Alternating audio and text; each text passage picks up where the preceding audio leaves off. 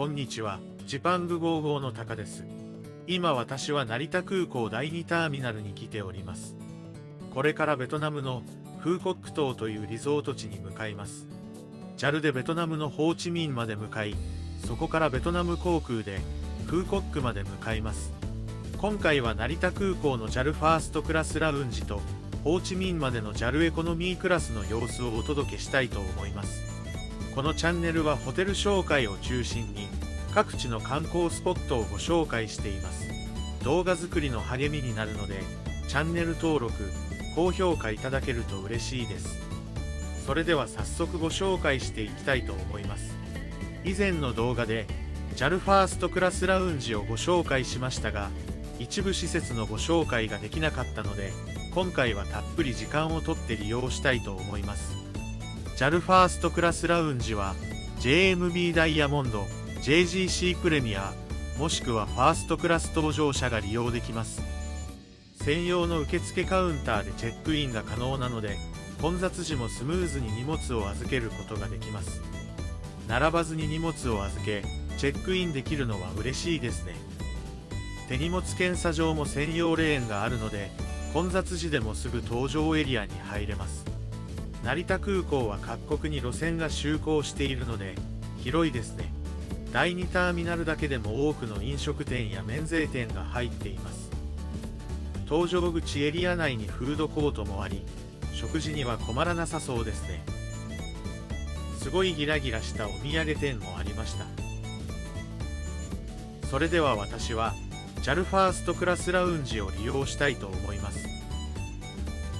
桜ラウンジと場所は一緒で中で分かれています。ファーストクラスラウンジの3階には受付、バーラウンジ、シャワールームなどがあります。まずは4階のダイニングエリアとラウンジをご紹介します。ダイニングエリアでは QR コードでの食事注文が可能で席数も多く広々しています。席の種類も様々なタイプがあり、用途に合わせて席を選ぶことができますね。お菓子や簡単な軽食は自由に取ることができ、残りの料理は QR コードで注文します。パンやちょっとしたおつまみがあり、美味しそうですね。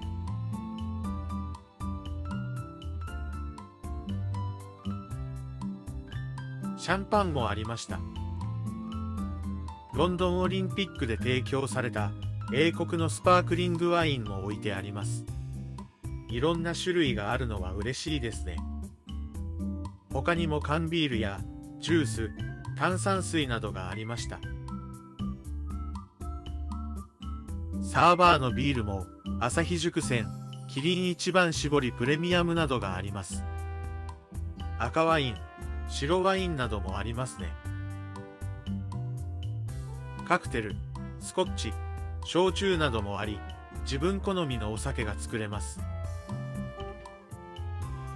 紅茶、日本茶も数種類ありますね。ソフトドリンクも数種類あり、カフェラテ、カプチーノなどもありました。ポカリスエット、ウーロン茶、ペリエはスタッフに言えば出してくれるそうです。寿司カウンターもあり、握りたてのお寿司をいただくことができます。ネタは月によって変わるそうです。寿司カウンターのそばにもドリンクが置いてありました。電話エリアもあり、中には机と椅子もあったので、リモートワークも可能そうです。4人席もあり、会議などもできそうですね。ラウンジにもドリンクがあり、ここでもくつろげるようになっています。席も独立しており、人目を気にせずゆっくりできそうです。半個室のような席もありました。他の空港ラウンジを見てもなかなかない席ですね。マッサージ機は2台あり、出発前に疲れを取ることができます。モードや部位を選び、自分好みのマッサージが受けられます。一緒に流す音楽まで選ぶことができました。座席は180度近くまで倒れ、ゆっくりすることができます。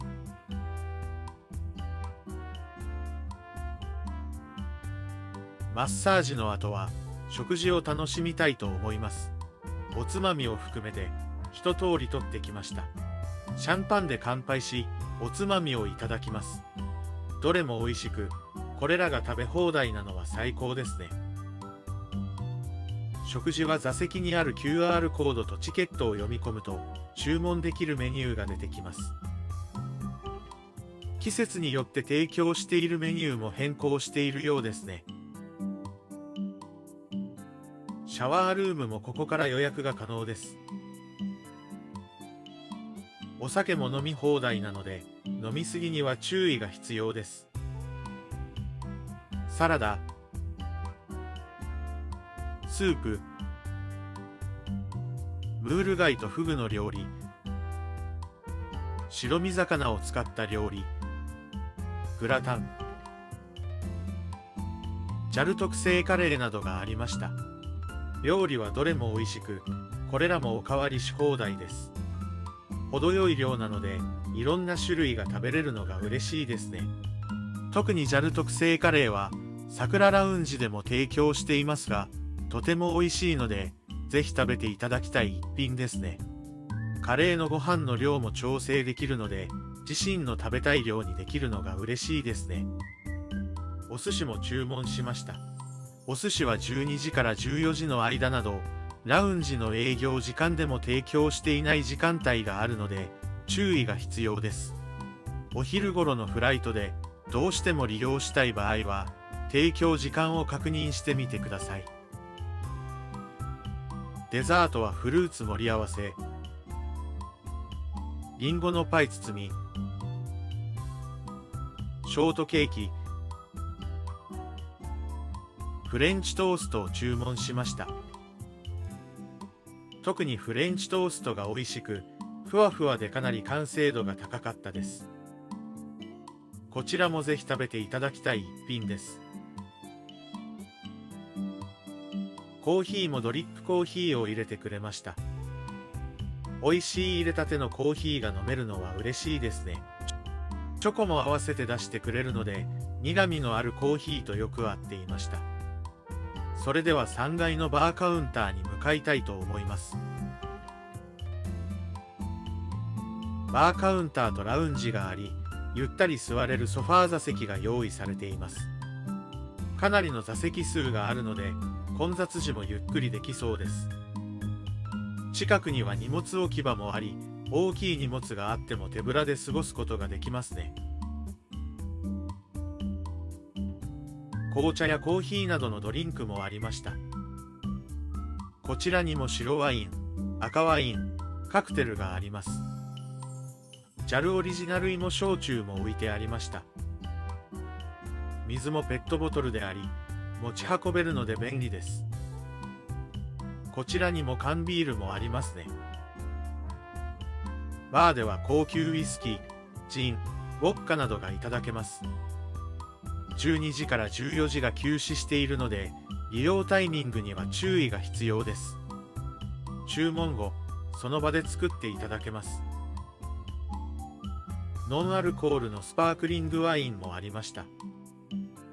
今回は山崎12年のソーダ割りを注文しました。ウイスキーの山崎も飲み放題なんてすごいですよね。ほうじ茶と和菓子も用意されていました。急須を用意してくれるのも味があっていいですね。高級なお酒の種類も多く、これが飲み放題というのがすごいです。座席も多く、ゆっくり時間を過ごすことができますね。15時30分からは、靴磨きサービスも開始していました。革靴を丁寧に磨いてくれるので、普段使いの靴もキカキカになるので嬉しいです。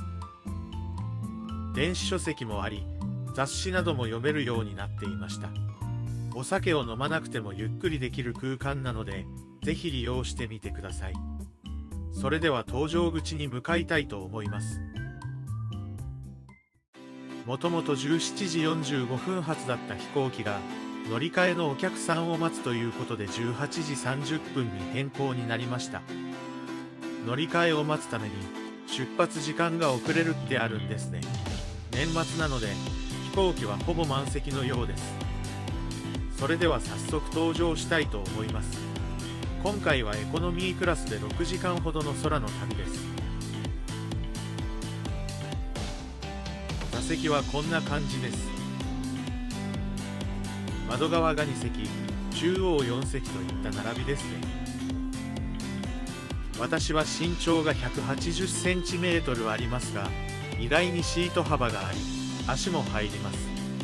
かなりゆとりがあるわけではありませんが、十分です。座席にはポケットもついており、収納にも便利ですね。ヘッドフォンやカップホルダーがあります。机を出さずにドリンクが置けるのは便利ですね。他にも洋服掛けや USB の充電スポットもありました。モニターも大きく、映画やゲームなどを楽しむことができます。座席には枕と毛布も置いてあったので、機内でも休めそうですね。今回は中距離路線で、機材は B7878 です。機内 Wi-Fi は離陸してから1時間までは無料で利用できます。利用するタイミングは考えた方がいいかもしれませんね。操作用のリモコンもありました。出発が遅れ、到着が現地時間で23時頃になるようです。今回はホーチミンで1泊し、次の日ベトナム航空でフーコック島まで向かいます。そろそろ出発です。離陸してから20分ほどでおしぼりの提供がありました。一緒にドリンクとおつまみも出してくれます。私はラウンジで飲みすぎたのでお水にしました。食事はさらに30分ほど経ってから提供されました。機内食は和風ハンバーグかチキンの赤ワイン煮込みを選ぶことができます。私はハンバーグにしました。お味噌汁もついているのが日系らしくて嬉しいですね。目玉焼きは半熟でハンバーグとご飯によく合って美味しかったです。表参道にあるコリアンフレンチのお店が機内食を監修しているようです。味はどの料理も美味しいですね。ラウンジで結構食べたのですが、不思議に機内食は食べれてしまいました。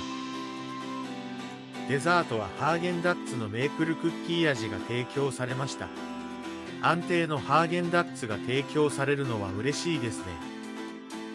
機内食を食べ終わった頃、沖縄周辺の上空でした。まだまだ時間がかかりそうですね。最後に日本茶、コーヒー、紅茶などが提供されました。デザートの後にいっぱい飲めるのは嬉しいですね。今回チケットの値段は片道7万円ほどです。年末年始だったので少しお高めでしたね。早割やセールなどを利用すればもう少し抑えられるかもしれません。機内食を食べ終わると機内は真っ暗になりました。前の人がかなり座席を倒してきたので窮屈になってしまいました。この点を考えると後ろに倒しても影響がないプレミアムエコノミーの方がゆっくりできますね。それでは機内でゆっくりしながら到着を待ちたいと思います。ホーチミンに近づきました。少し狭かったですがあっという間でしたね。ホーチミンの上空に来ると街並みが見えてきました。いよいよ着陸です。東京は冬で1桁でしたが、こちらは20度以上あるのでかなり暑そうですね。ホーチミンに到着しました。寝てる間は前の座席が倒れてきてかなり圧迫感がありましたが我慢できましたね。ホーチミン空港では夜の到着だったので早くホテルに向かいたかったのですが、入国審査で20分ほど待ちました。入国審査場は稼働している職員も多くかなりテキパキ仕事してくれていました。なので大行列でしたが思っていたより時間かからずに入国することができました。それでは荷物を取ったので本日の宿に向かいたいと思いますが、今回の動画はここまでです。ホーチミン空港やフーコックまでの移動は別動画でご紹介します。ベトナムドンの両替やホーチミン空港のラウンジの様子もたっぷりお届けしますので、そちらも確認してみてください。今回の動画が少しでも皆さんの旅行に役立てられたら嬉しいです。動画作りの励みになるので、チャンネル登録、高評価をお願いします。最後までご視聴いただきありがとうございました。それではまた次回動画でお会いしましょう。さようなら。